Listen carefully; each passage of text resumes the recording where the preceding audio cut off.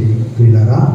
దేవుని వాక్యము ఇర్మియా గ్రంథము 2వ అధ్యాయంలో ఇశ్రాయేలును ఉద్దేశించి దేవుడు ఇలా మాట్లాడుతూ ఉన్నాడు. 2వ అధ్యాయం 21-22 వచనాల్లో ఇలా రాయబడి ఉంది. శ్రేష్టమైన ద్రాక్షావల్లి వంటి దానిగా నేను నిన్ను నాటితిని, కేవలం నిక్కమైన విత్తనం వల్ల చెట్టు వంటి దానిగా నిన్ను నాటితిని. నాకు జాతిహీనపు ద్రాక్షావల్లి వలె నీ వెట్లు భ్రష్ట సంతానమైతివి. నీవు క్షారంతో కడుక్కున్నను, విస్తారమైన సబ్బు రాచుకున్నను, నీ దోషం మరొక వలె నాకు కనబడుచున్నది. ఇది ప్రభువు యెహోవా వాక్కు. ఆ రోజు ఇశ్రాయేలుతో దేవుడు మాట్లాడాడు, రండి, turn to me, turn, return. ఈరోజు కూడా దేవుడు అంటున్నాడు, నీ పాపం ఎంత పెద్ద మొత్తంలో ఉన్నప్పటికీ తప్పకుండా నేనే నా చిత్తానుసారంగా నీ అతిక్రమం, నీ దోషములను తుడిచివేస్తాను. యెషయా 43:25. నీ దోషములన్నింటినీ కూడా, నీ పాపములన్నింటినీ కూడా తప్పకుండా నేను సముద్రపు అగాధంలో వేసేస్తాను. ఆ రోజు ఇశ్రాయేలును వారిని ప్రేమించి వారి ద్వారా మాట, I have loved you with an everlasting love, శాశ్వతమైన ప్రేమతో నేను నిన్ను ప్రేమించున్నాను కనుక విడువని ఎడల కృప చూపిస్తుంది. దేవుడు చాలా కోప్పడ్డాడు. ఒకానొక సందర్భంలో ఇశ్రాయేల్ జాతిని దేవుడు ముద్ర ఉంగరంగా భావించాడు. 22వ అధ్యాయం 18-19 వచనాల్లో ఆ ఉంగరాన్ని ఊడగలుగుతాడు.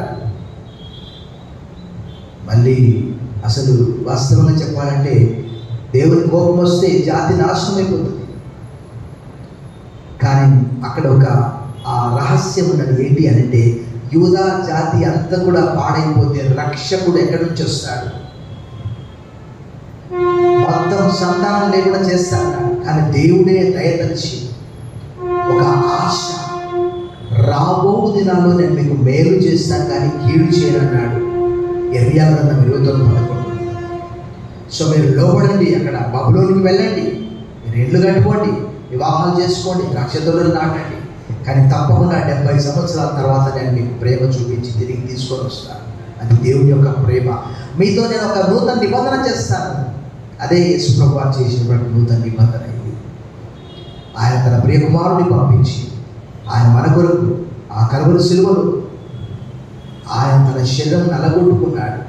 ఒక పస్కా వధింపబడిన గొర్రె పిల్లవని పాత నిబంధనలో లేవియా కాండం 16:21లో ఒక మేకను తీసుకొచ్చి దాని తలపై చేతులుంచి దాన్ని అరణ్యంలోనికి పంపించాలి. అంటే ఇశ్రాయేలీల పాపాలన్నీ కూడా దాని మీద మోపబడ్డాయి, అక్కడ రాయబడ్డది. అలాంటిది ఆయన లోక పాపమును మోసుకొని పోవు దేవుని గొర్రె పిల్ల అని యోహాను చూశాడు.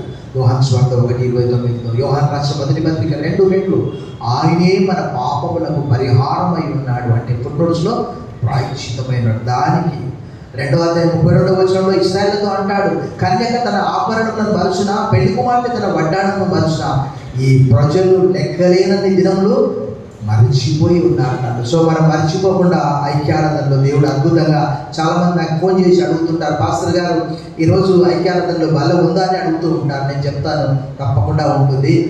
ఎప్పుడు అంటే క్రిస్మస్ టైంలో వాచ్ నైట్ సర్వీసు జనవరి 1 టైంలో మాత్రమే ఉన్నది, కానీ మిగతా సమయాల్లో ఖచ్చితంగా అవైలబుల్గా ఉంటుందని చెప్తున్నాను.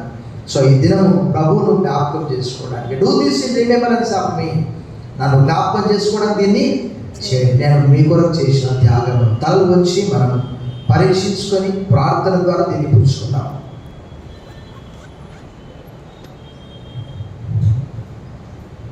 మానవులు తరచుగా మర్చిపోయే అవకాశం ఉన్నది. రక్షించబడ్డ మనము, విడిపించిన వారిని మనం ఎలా మర్చిపోతాము? ఆయన తన రక్తం ఇచ్చి తన శరీరం అంతా నలగొట్టుకొని దేహమంతా, ఇది మీ కొరకు వెలువబడిన నా శరీరము, నన్ను జ్ఞాపకం చేసుకోవడానికి మీరు చేయండి. ప్రభు శరీరానికి సాదృశ్యమైన రొట్టె కొరకు మనం ప్రార్థించుకుందాం. సహోదరులు